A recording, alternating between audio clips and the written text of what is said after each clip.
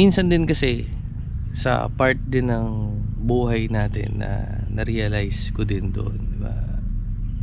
Before, ang gusto ko lang naman mag 1,000 subscribers. Before, ang gusto ko lang naman magkaroon ng 1,000 views. Pero nung na-reach ko na yun at nagawa ko naman yun ng mga ganong certain numbers,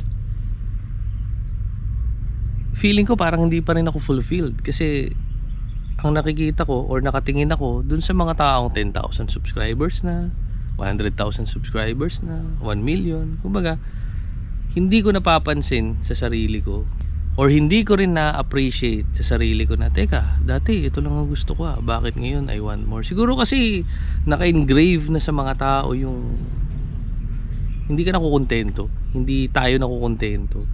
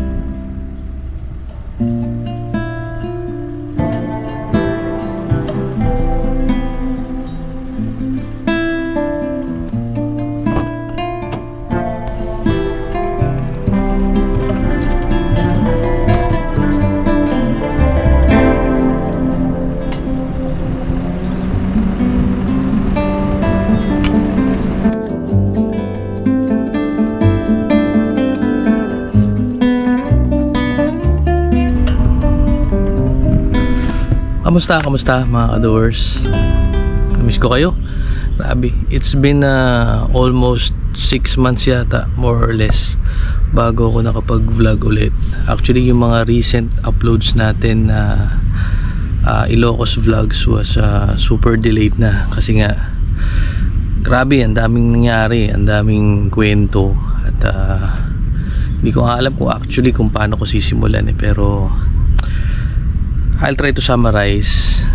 After the Ilocos tour natin, bukod sa work situations, meron ding mga personal and family happenings na nangyari. And may malungkot, meron namang masaya. And sa ngayon is kahit papano nakakapag-adjust naman na tayo sa mga nangyari. But dahil ang title ng vlog natin na to is paano nga ba humantong sa failure yung ating channel, no? Yung ating YouTube channel. Okay, so don't worry kasi hindi naman mawawala yung episode natin or yung series natin na Living in My Car, which is actually is isa sa mga i-discuss ko pa sa mga future vlogs pa natin. Pero I wanna discuss muna or gusto ko munang ikwento sa inyo yung ano ba yung nangyari kung bakit nasabi ko na naging failure yung ating channel. Siguro simulan ko muna dun sa kung ano ba talaga yung niche or tema talaga nung channel natin. Actually, sa mga OG na ka-doers ko dyan, ang Fredo Vlogs kasi talaga is more on mixed content talaga siya nung una especially nung una. Meron tayong music sessions nung saan nagko-cover tayo ng mga kanta, meron ding moto vlogs, meron ding adventures, meron ding mga raw vlog lang talaga. So ang nangyari talaga is all those months and years na is I tried to find out yung niche ko talaga. Okay. And sa ngayon is kahit papaano I think na-discover ko na kung paano ba talaga mag-run or mag-manage talaga ng isang YouTube channel, no? Kasi ang dami nating na content, ang dami talaga, mula sa yun nga pag-motovlog, napunta tayo sa pagde-deliver, di ba, extra income, napunta tayo sa extra income using nung nagkakotse na tayo, and the rest is masasabi kong history and ating naging series nitong nakaraan na kung saan tayo napunta is the camping, no? Nag-fail ako sa part na yon because I tried, okay, and sa mga tulad ko na nag-a-aspire or baka gusto mo rin na mag-grow or mag-start ng isang YouTube channel, is ang masasabi ko dyan is, kung naiisipan mo or sa tingin mo gusto mo rin na mag-grow ng isang channel, is you have to fail talaga, lalo na dun sa mga tao na hindi alam kung ano yung i-content nila or kung saan ba sila magfo-focus. I think walang masama na i-try mo yung mga content na gusto mo talagang gawin, kasi isa yan sa mga sakit ko talaga eh. Kumbaga, ang dami kong gustong gawin, ang dami bukod sa talent natin, sa mga nakikita natin, inaamin ko, from the past few months and years, nag-focus talaga ako sa kung ano yung trending, kung ano yung mataas ang views, and masasabi ko na nung una gusto ko talaga na kumita, kasi aminin naman natin sa hindi, simula actually nung nag-pandemic, ang daming sumikat na mga vloggers at ang daming yumaman na mga vloggers, di ba, na dati nung hindi naman nag-pandemic is hindi naman ka-boom yung channel nila. So sino ba naman ang may ayaw na yumaman, di ba, sa part na yon? But eventually nung dumami na yung mga nagvo-vlog talaga, nawala na yung masasabi kong essence or saysay ba talaga kung bakit ka nagko-content, kung bakit ka ba nagke-create ng mga videos, di ba? Kasi totoo nga yung sabi nila na if you wanna do it for the money, then I think YouTube is not for you, kasi YouTube is a long game, di ba? Imagine example na lang si Boss Toyo, di ba? It took him 7 years just to reach 1 million subscribers sa YouTube. Kung TV, it took him almost 10 years kung di ako nagkakamali bago pa siya naging successful talaga. Kumbaga, it's all about timing and yung tiyaga. Kasi if you wanna get rich or if you wanna get famous agad, kung pagiging famous sa ngayon is kahit anong gawin mo ngayon, magva-viral ka eh. Kahit anong gawin mo ngayon, kung gusto mong gumawa ka ng kagaguhan, katarantaduhan, magva-viral ka talaga eh. But ano nga ba yung essence or goal mo dun sa part na yun, di ba? And sa part ko na yun, na nag-chase ako ng views, ng fame, di ba? Nakalimutan ko yung essence and yung kahalagahan. Kaya nga siya YouTube. It's about you talaga, di ba? Nagkataon lang na yung iba is all about them, di ba? Dinocument nila yung buhay nila, yung mga nangyayari. Nagkataon, nag-trending, discover, natuwa yung mga tao, napanoorin sila. And yun nga, if follower din kita sa Facebook and nakita ko lang din yun sa TikTok na, di ba, my content or my channel is all about me, but everyone is welcome to enjoy, di ba?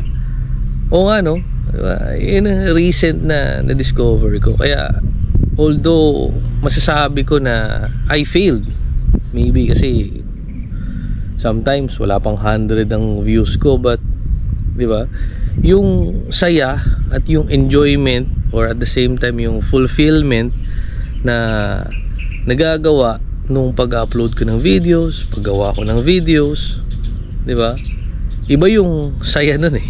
Iba yung nadadala nun na sa akin na bilang accomplishment yun sa sarili ko, for me to document, di ba?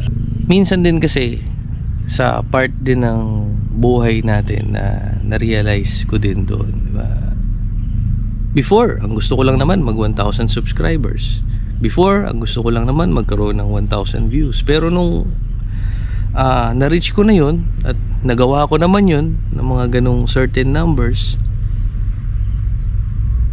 feeling ko parang hindi pa rin ako fulfilled, kasi ang nakikita ko or nakatingin ako dun sa mga taong 10,000 subscribers na, 100,000 subscribers na, 1 million. Kumbaga, hindi ko napapansin sa sarili ko, or hindi ko rin na-appreciate sa sarili ko na, teka, dati ito lang ang gusto ko, bakit ngayon I want more? Siguro kasi naka-engrave na sa mga tao yung hindi ka nakukontento, hindi tayo nakukontento, not noticing na yung mga bagay na gusto mo pala dati, yung mga bagay na gusto ko dati is nakuha ko naman na, pero parang hindi pa rin ako convinced, diba?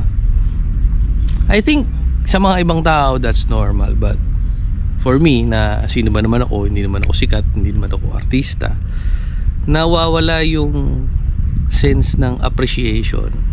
Kumbaga parang dumating ako sa punto na iniinsulto ko na yung sarili ko, to the point na dati hindi naman ako ganito mag-edit, ngayon nagagawa ko mag-edit, hindi man ganun kagalingan pa, but dapat sa part na yun, di ba, kahit isa man lang yung manood, or hanggat may nanonood, or hanggat may views, isa man yan, dalawa man yan, tatlo man yan, di ba, or dumami man yan, higit pa sa 10,000 views or what, wag nating kalimutan na i-appreciate yung mga sarili din natin na ginagawa. Like this, di ba? Even though nandito ako ngayon, nagvo-vlog ako, di ba? Galing pa ako sa night shift duty, but I still do this not because of the views. Yun yung masasabi ko na I failed man sa ngayon sa larangan ng karera ko sa pag-YouTube, di ba? Yung failure na yun is masasabi ko rin na achievement, kasi I tried and hindi ako nag-stop, di ba? And the lesson na gusto kong i-share sa inyo ngayon is I may be a failure on someone or somebody's eyes, or sa tingin ng iba, itong loko na to, salita ka pa ng salita sa camera, ganito lang naman ang subscribers, wala naman halos nanonood. But ngayon, di ba, it's gonna be a different story, and it's gonna be a different perspective, kasi hindi na ako titingin doon. I'll just continue to enjoy what I'm doing, and if nai-inspire ko kayo, salamat. Sa mga susunod pa nating journey sa pag-adventure, sa pagtira natin sa sasakyan, and kung ano ba yung mga pwede ko pang i-share sa inyo na sa tingin ko, or kung may inspire kayo, thank you. Kung hindi, okay lang din, di ba? Dun sa mga tao na sumuporta sa akin sa channel natin simula pa nung una, ano pa man yung content ko before, sa mga OG na ka-doers dyan, maraming salamat sa inyo. Paki-comment nyo naman kung meron ba kayong natutunan, or kung ano yung isa sa mga highlights na sa tingin nyo is magandang lesson na, or kung may na-impart man ako lesson sa inyo. Maraming salamat. Dahil nakalimutan ko pala yung table ko, dito ako sa likod ng kotse natin kakain. Dito ako maghahain.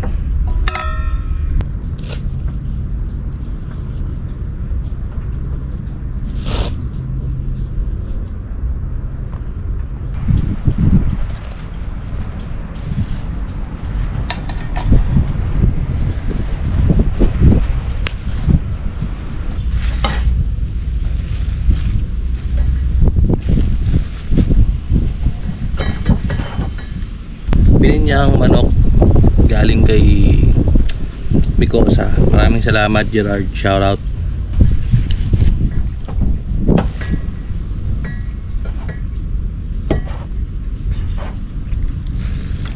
Hi, nagbablog ako. Love you. Love you. Love you, love you, love you, love you. Miss mo na ako. Sana makatulog ka dyan. Sana ako naman. Kain.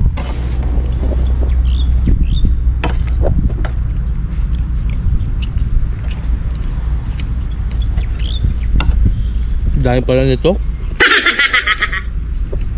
Naku, ang masira na yun. Abusin mo yan.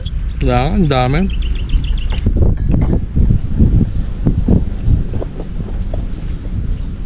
At least, dire-diretso na yung tulog mo.